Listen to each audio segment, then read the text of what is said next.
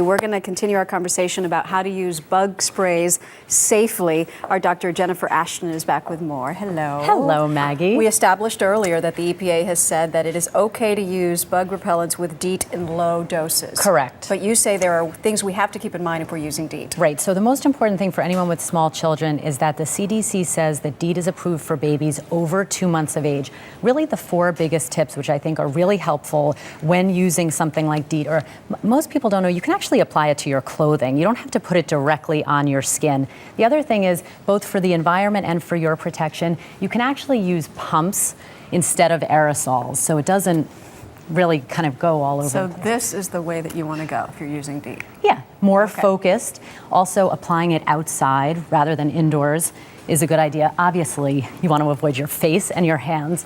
And lastly, when you come inside, wash it off. Immediately. Absolutely. Some people still aren't comfortable with the idea of using it at all. Are there other natural alternatives? Yes, there are some great ones, and we're going to go through them because we actually have a lot of them. Okay, I'll hold that for you. The first one is oil of lemon eucalyptus.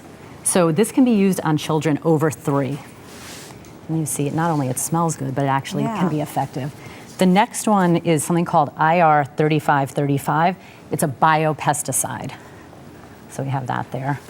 Okay, this is deep citronella and sweat resistant. And most people know about the citronella. So these are the candles. Actually works in lotion form. The other thing about this is that you do need to reapply it after about an hour. Okay.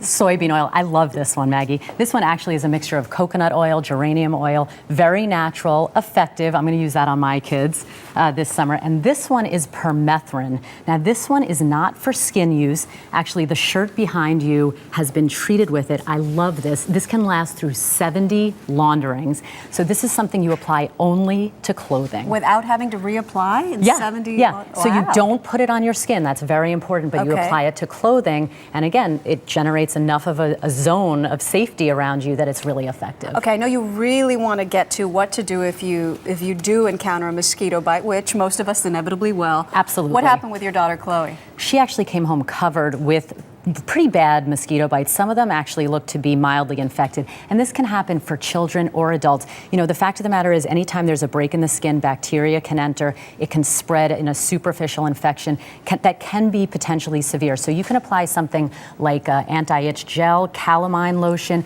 baking soda, which you can mix 3 teaspoons of baking soda with 1 teaspoon of water, put a little paste on.